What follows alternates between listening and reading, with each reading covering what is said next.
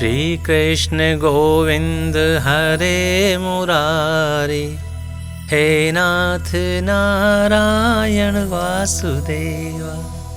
बोलिए वासुदेव श्री कृष्ण की जय। प्रिय भक्तों, श्रीमद् भगवत गीता के 5वें अध्याय के पश्चात हम आपको सुनाते हैं 5वें अध्याय का महात्म्य। बोले श्री कृष्ण भगवान की जय।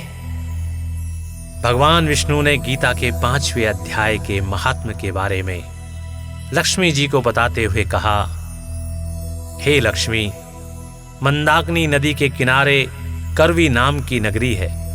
वहां पर वेद शास्त्रों का जानने वाला और साधु महात्माओं की सेवा करने वाला पिंगल नाम का एक ब्राह्मण रहता था।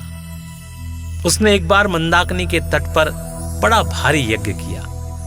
यज्ञ में बलि के लिए एक बकरा लाया गया। उसे स्नान करा के पूजन किया तो बकरा हंसकर बोला, हे विप्र, इन यज्ञों से जो फल मिलता है वह चंचल और नाशवान है। यज्ञ करने वाले को मोक्ष नहीं मिलता।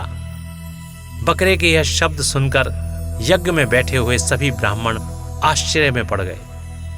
पिंगल ब्राह्मण हाथ जोड़कर बोला, हे बकरे, आप अपने पूर्व जन्म का वृतांत कहिए कि किस कर्म से आपको बकरे की योनि मिली है। वह बकरा बोला, मैंने विप्र के घर जन्म लेकर अनेकों यज्ञ किए। एक समय में स्त्री के रोग की शांति के लिए देवी जी के निमित्त बकरा बलिदान देना चाहता था। वहीं पर उस बकरे की माता खड़ी थी। उसने देखा कि मेरे पुत्र को यह बलिदान देना चाहता है, तो उसने मुझे शाप दिया कि रे पापी विप्र, जो तू मेरे पुत्र को मारना चाहता है तो तू भी बकरे की योनि को पाएगा। उस शाप पर मैंने ध्यान नहीं दिया और उस बकरे को बलि चढ़ा दिया। कुछ दिन बाद मेरी मृत्यु हुई। मनुष्य की योनि को छोड़कर मैं बंदर होकर नाचता रहा। फिर कुत्ते की योनि मिली। एक दिन भूख से व्याकुल होकर मैंने एक बालक को काट लिया। उस बालक के पिता ने मुझे इतना मारा कि मैं मर गया। फिर मुझे एक बार घोड़े का जन्म मिला। एक समय मेरा मालिक तीर्थ यात्रा के लिए जाने लगा तो मुझे दूसरे के हाथ बेच गया। मेरा नया स्वामी मुझे पेट भर खाने तक को नहीं देता था। एक दिन जल पिलाने के लिए वह मुझे तालाब पर ले गया। तब मैं वहां कीचड़ में फंस गया। मेरे मालिक ने निकालने के लिए बहुत उपाय किया, परंतु मैं नहीं निकल सका। वहीं मेरी मृत्यु हो गई। हे विप्र, अनेक प्रकार की यातनाएं व योनियों में दुख भोगकर मैंने बकरे का जन्म पाया है।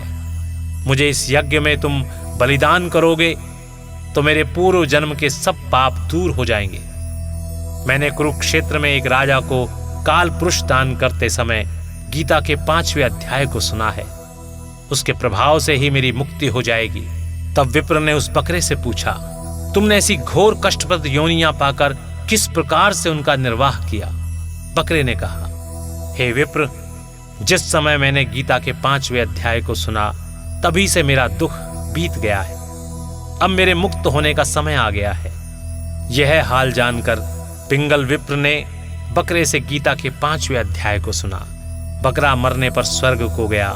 विप्र भी यज्ञ को पूरा करके गीता के 5वें अध्याय का पाठ प्रतिदिन करने लगा, जिसके प्रभाव से उसकी मुक्ति हो गई।